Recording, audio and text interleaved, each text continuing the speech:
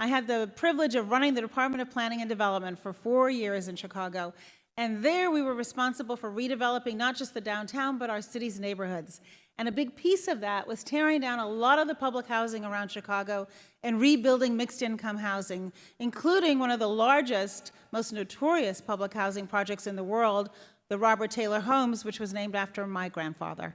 The opposite of what he believed in, I might add. He was chair of the Chicago Housing Authority and resigned in frustration because he couldn't get the city council to allow him to build economically integrated housing throughout the city, which he thought was the way public housing should be, not stigmatized by standing out like a sore thumb, but blending into the urban fabric. And so several decades later, I have the opportunity to fulfill his dream and build these mixed income communities. Why do I say this to you? Because it was about more than bricks and mortar.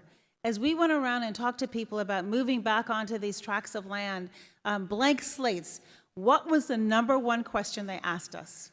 Are there going to be good schools? Before people were making a decision about whether they wanted to live somewhere, yes, it was important that the housing was affordable. Yes, it was important that there were opportunities for economic development. Yes, it was important that there were parks and recreation and that their children would be safe, but they wanted to know about the quality of the schools. And what frustrates me, and which is why I'm so glad you're talking about elevating schools, is that everybody needs to appreciate that and invest in our schools, and far too many people do not do that. We have to pay our teachers. We have to have the very best teachers. We have to recognize that there is nothing free, and what better investment than in our young people. What I want to talk to you about today, in addition to making that case, and I know I'm preaching to the choir here, is another frustration I have, which is civic engagement. And I say it's a frustration, but it's both the best of times, I think, and the worst of times. We obviously live in a pretty toxic environment right now. I think that social media, everybody should have a pause button before they tweet. They should rethink whether or not this is going to be moving forward in a positive direction or whether it's going to hurt. I know that there's so many people who use social media, particularly our young people, without thinking about the impact it's going to have on the people who it's directed. The cyberbullying is taking off at all-time high, and rather than tweeting at each other, I think we should be talking more to each other. And we should be talking to each other about our responsibilities as citizens. I think that our young people, for example, they appreciate the privileges and rights of citizenship, but it's the duties and responsibilities where I think we're lacking. I think we have to work harder to get our young people to appreciate that this is not just inevitable that we have a democracy. They have to engage, just as you all have engaged and devoted your lives to educating our young people. They need to understand that there's a social compact that goes along with being a citizen of our great country. They need to understand that they have responsibilities, the most primary one of which is to vote. And so, right? And that's just the beginning. You go from there. So Barbara mentioned that I am now heading up this organization called When We All Vote.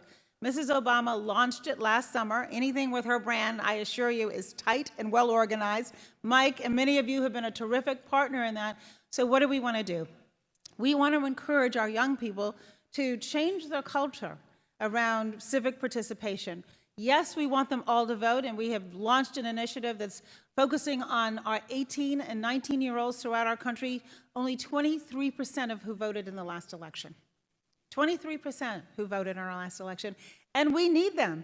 They're going to be here for the longest time. They're going to be directly impacted by the policies that are made by those who represent us, and we want them to feel the power of making those policymakers and elected officials accountable. And unfortunately, thank you, unfortunately, too many of our young people are shunning institutions of all kind right now. And the question they say is, well, what difference does it make? Well, it makes a lot of difference, and it just doesn't matter who's the president of the United States. It matters who's the mayor, who's on the city council, who's on the school board if it's elected, who's in the state legislature, who's the secretary of state overseeing our elections.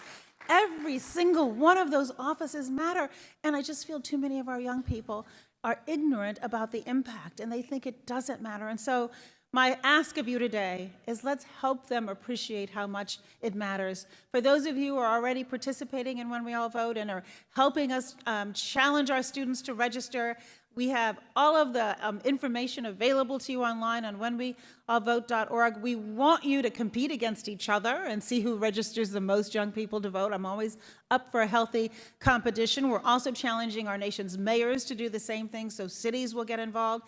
And this is, and I should have maybe said this at the outset, this is nonpartisan. I'm a lifelong Democrat, and I'm proud of that fact. But to change the culture, we need to do it inclusively. We need all of our young people to be invested and care about their democracy and register to vote regardless of party, which is why we made it nonpartisan.